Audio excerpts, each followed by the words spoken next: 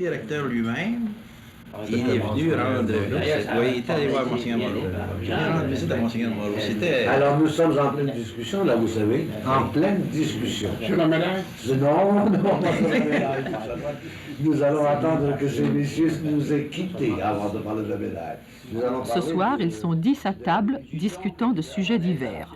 Mesdames Germaine Guévremont, Simone Routier, Rina Lanier, le chanoine Groux, le père Lamarche, messieurs Robert Charbonneau, Louis-Philippe Desrosiers, Michel Brunet et Paul Toupin.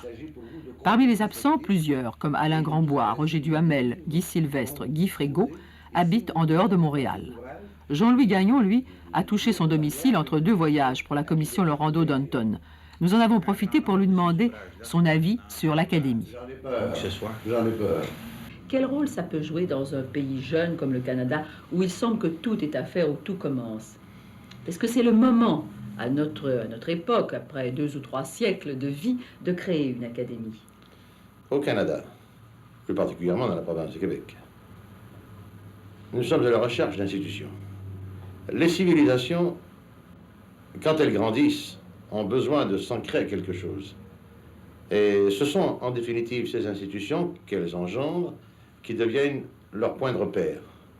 Je ne peux pas concevoir une civilisation qui soit grande et qui n'engendre pas de grandes institutions. Et j'ai l'impression qu'entre ces institutions, il y en a une ici qui s'appelle l'Académie et qui un jour sera appelée à jouer un rôle peut-être encore plus grand qu'elle ne le fait maintenant.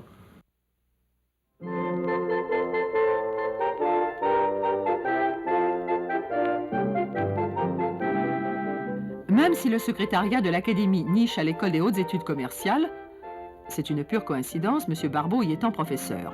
L'Académie reste avant tout un aéropage de littéraire. Sa bibliothèque et ses trophées le prouvent assez.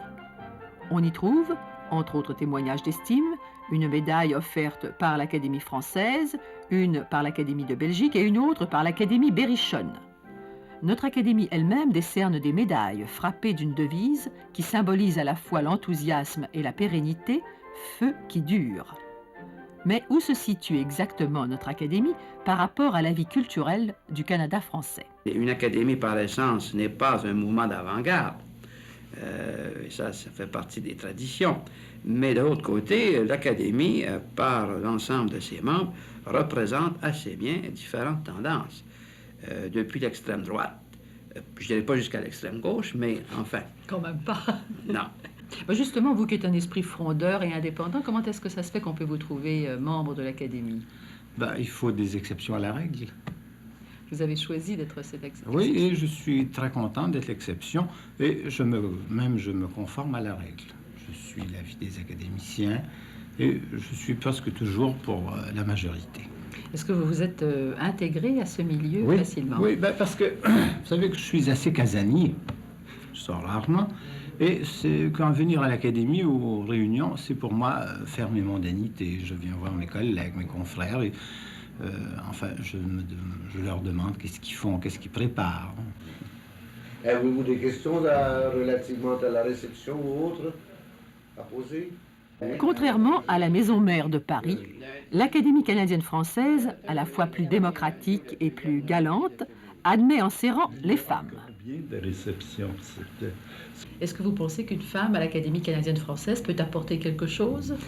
De l'agrément d'abord, et j'imagine si nous avons la tête bien faite, aussi bien faite que celle des hommes, quelque chose ici au point de vue intellectuel, puisque nous écrivons. Qu'est-ce que ça représente pour vous personnellement, l'Académie?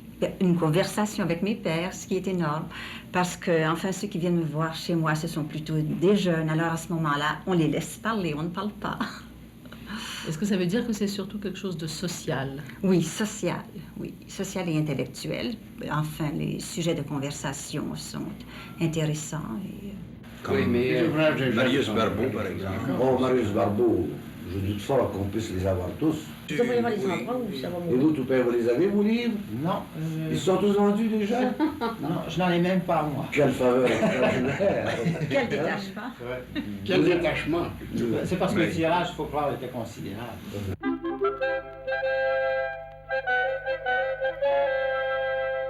Est-ce que les écrivains les plus représentatifs de la littérature canadienne sont appelés à siéger au sein de l'Académie actuellement? Oui, je crois que oui. Est-ce que vous trouvez que la jeune génération, par exemple, La jeune génération, enfin, c'est si je fais exception de vous, bien sûr, oui, mais ça, c'est une génération qui commence à vieillir. Mais aussi, nous pensons à je pense à des gens comme Aquin, comme Godbout. Ah oui, Aquin, n'est-ce pas, ça, c'est des écrivains comme Aquin que nous voudrions avoir à l'Académie, parce qu'en plus d'être représentatifs des lettres canadiennes, ce sont des gens de grand talent, et surtout, Aquin est un artiste, n'est-ce pas? Hubert Aquin, au cours d'une assemblée de l'Académie canadienne-française, votre nom a été prononcé à plusieurs reprises. Alors, si l'on vous proposait un siège à l'Académie, est-ce que vous l'accepteriez? Bah, écoutez, là, c'est une question de salaire, je dirais. Si ça va chercher, vous comprenez, dans les, je ne sais pas, 5 chiffres ou 6 chiffres peut-être, sait-on jamais. Je ne sais pas s'il y a des rétributions sérieuses qui sont liées au fait de siéger, comme vous dites, à l'Académie, ou s'il faut payer pour y aller. Et si c'était seulement une question de prestige? Je crois qu'il y a un âge pour entrer à l'Académie et que ce n'est pas encore mon âge, même en mettant les choses au pire.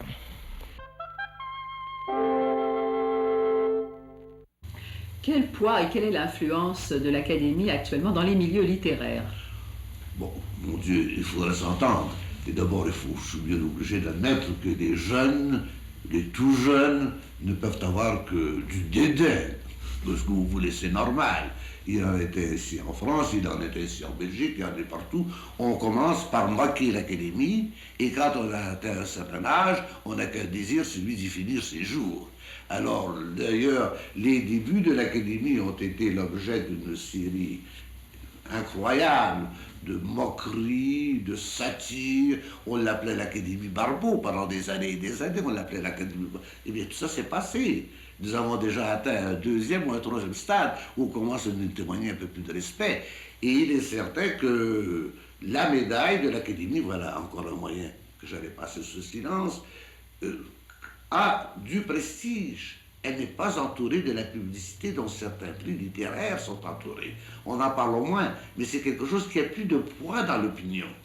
Est-ce que les académiciens et vous-même, M. Barbeau, vous estimez que vous avez atteint certains des objectifs que vous vous étiez fixés au début? Oh, très modeste part. Il ne faut pas s'illusionner, que vous voulez-vous. Nous nous sommes fixés un idéal qui était peut-être le plus difficile de tous, le plus grand, sauvegarder la langue. Nous avons fait de la bonne besogne, mais Dieu sait ce qu'il reste encore à faire. Nous sommes loin d'avoir atteint notre idéal, et je ne crois pas que de mon vivant nous y atteignons. C'est une tâche trop difficile. Remarquez bien que je ne vais pas dire par là qu'il y a eu dégradation depuis de la langue. J'estime au contraire que dans les milieux bourgeois, petits bourgeois si vous voulez, il y a de grands progrès, d'immenses progrès. Il y a en tout cas un respect et un goût de la langue qu'on ne trouvait peut-être pas autrefois.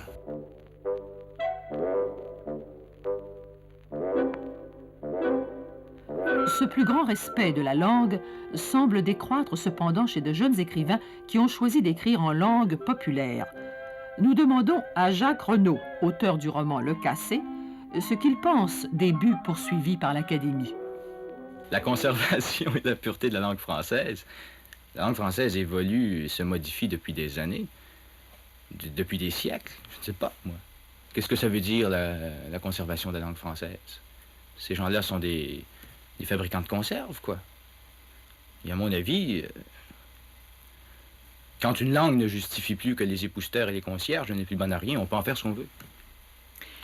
Est-ce que vous croyez que c'est à travers un langage parlé, un dialecte, une sorte d'argot, que la langue évolue vraiment? Ou est-ce que c'est à travers des œuvres? Évidemment, elle évolue où elle peut bouger. Elle ne peut pas bouger dans les académies.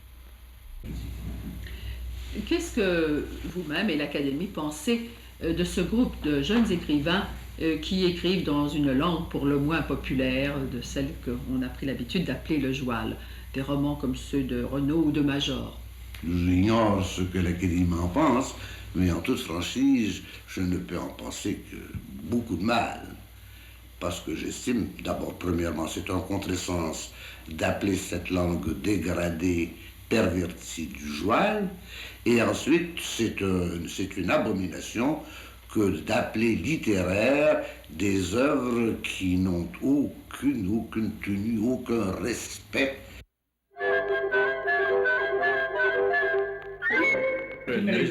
Et le jour où nous aurons la 3e et la 4e académie, ben alors nous pourrons constituer l'Institut du Canada. Il est temps de nous retirer afin de laisser nos immortels rêver à l'avenir, à cet institut qui un jour couronnera leurs efforts. C'est la grâce que nous leur souhaitons. Pour l'Académie des sciences,